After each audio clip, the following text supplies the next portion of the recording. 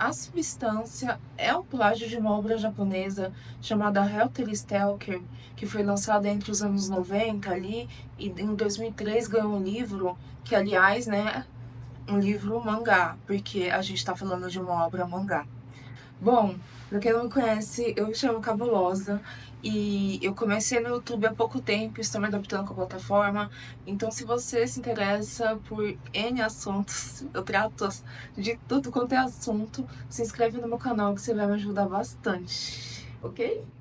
E bom, gente, Helter Skelter é uma obra japonesa, né, como eu falei, foi lançada entre 95 e 96, com a escritora e desenhista Kyoko Kazaki.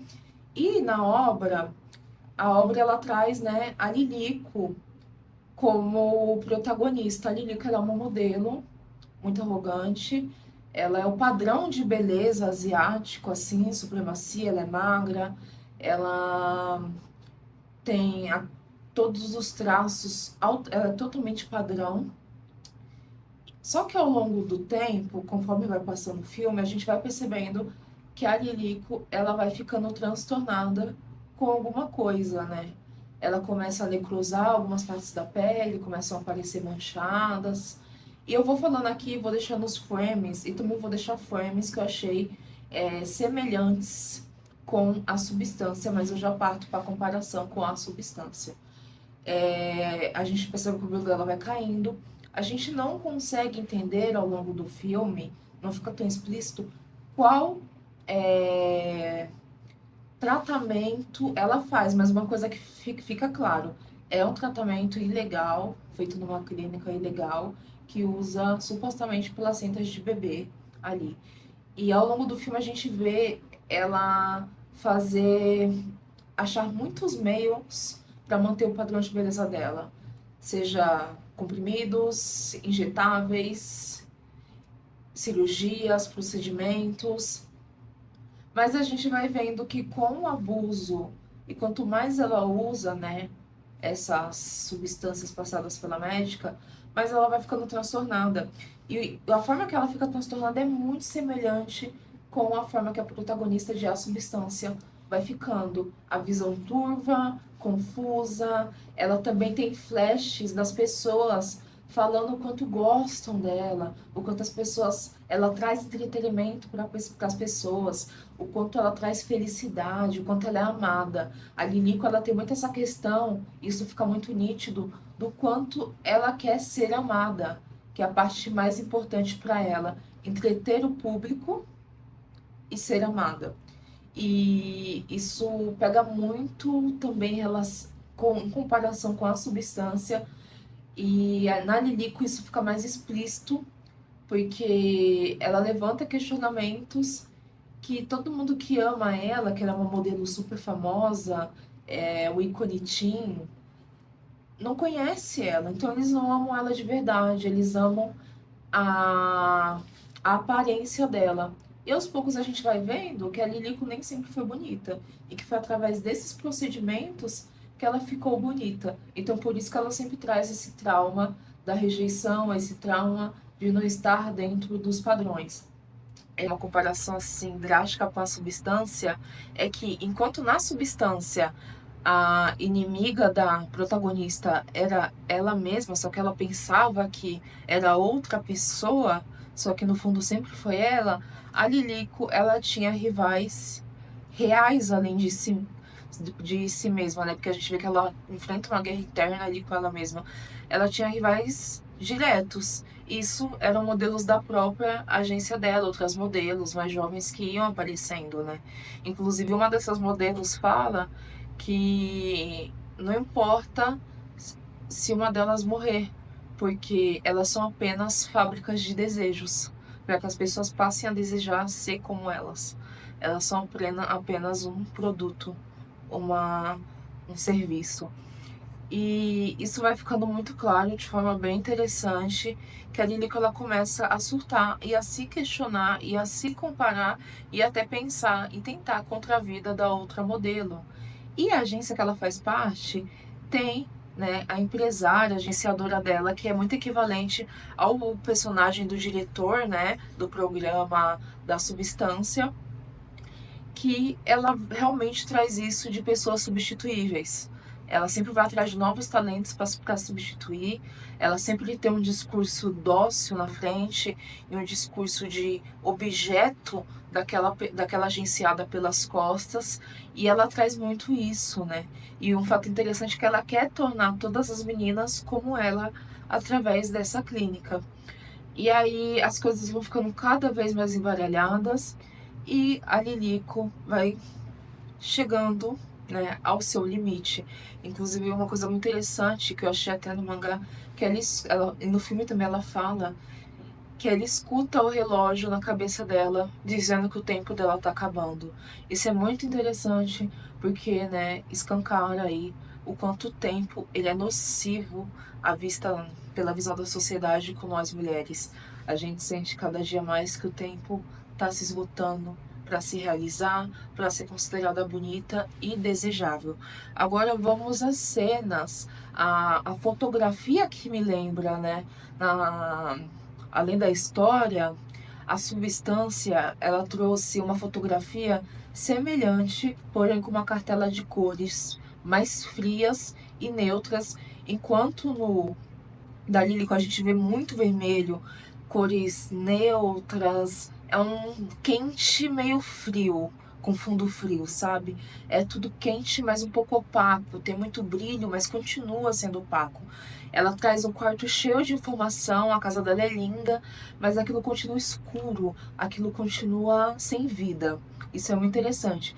Na substância, isso vem com o minimalismo da casa, né? O que traz a frieza é o minimalismo da casa, que parece uma arquitetura hostil, né? Mas eu fico muito chocada como no da Lilico, mesmo com todos aqueles elementos de conforto, muitos estofados, cores vivas, estampas, felicidade, a gente sempre sente um ambiente frio na casa dela. E, falando na casa dela, algo que me chamou muita atenção foi o banheiro. O banheiro, tanto na substância quanto no Helter Skelter, é meio que o segredo, o íntimo da personagem, né? E no Helter Skelter isso fica claro também muitas vezes, inclusive muitos frames do corredor indo pro banheiro são muito semelhantes. A parte que elas vomitam na privada e pega a visão do corredor, a parte que a protagonista da substância troca o corpo e ela fica meio assim com a cabeça, né, jogada no banheiro, a parte que ela tá mal dentro do banheiro com abuso, né, das substâncias. Isso se mostra no Dalilico, o abuso de comprimidos, na substância, o abuso.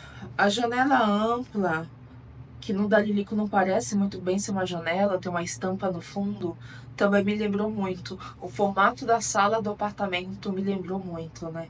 E a Lilico também, no Helter Skelter, ela mostra que ela tem uma questão com a imagem dela, de se ver daquela forma sempre, de se autoafirmar através de quadros. Tanto que na casa dela ela tem muitos quadros, eu deixei esse filme aqui. A fotografia não é muito parecida, mas eu queria que a mensagem seja bem parecida.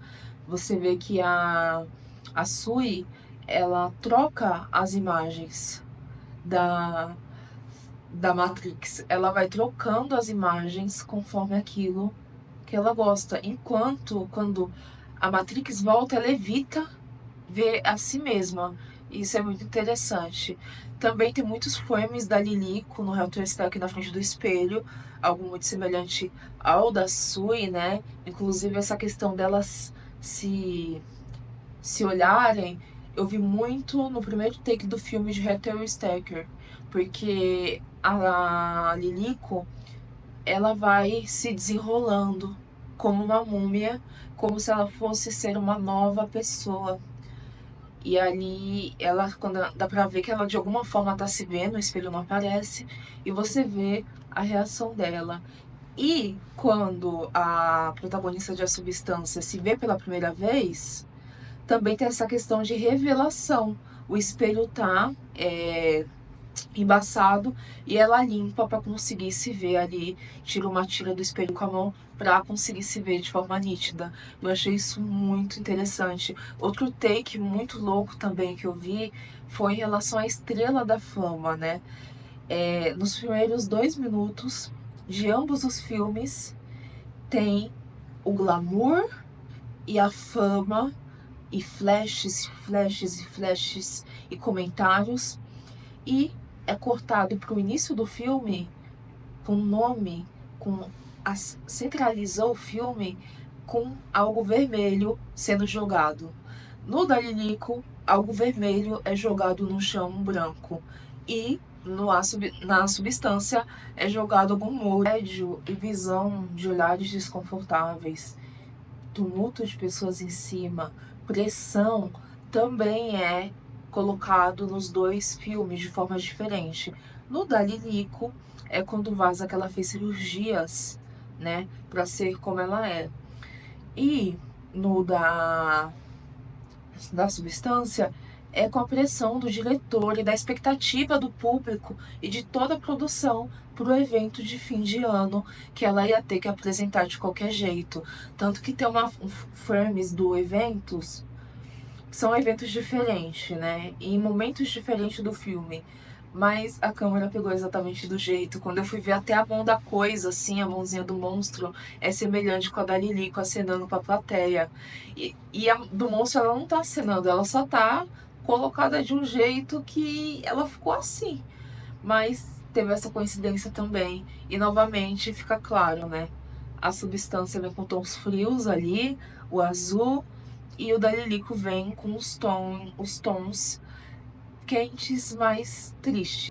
Conclusão: ambos os filmes dão sim a ideia de que a personagem protagonista de fato está sendo pressionada de alguma forma a ser o que as pessoas querem, o que as pessoas desejam. E é muito interessante porque no Dalilico também mostra que ela, apesar de ser uma péssima pessoa, ela é ultra arrogante, mal educada. A mídia sabe disso, mas a mídia continuou colocando ela como uma garotinha modelo, porque ela é bonita. Então, o interno dela realmente não importa. E isso fica nítido para ela com o passar ali, né, do filme.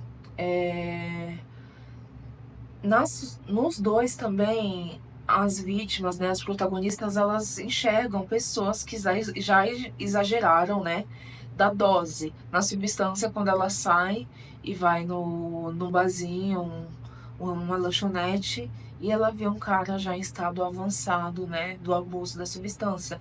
A Linico também vê vítimas dos procedimentos dela. Tanto que em determinado momento dá a entender que ela é meio arrastada a continuar fazendo, porque ela não tem opção, né? Pela agenciadora dela.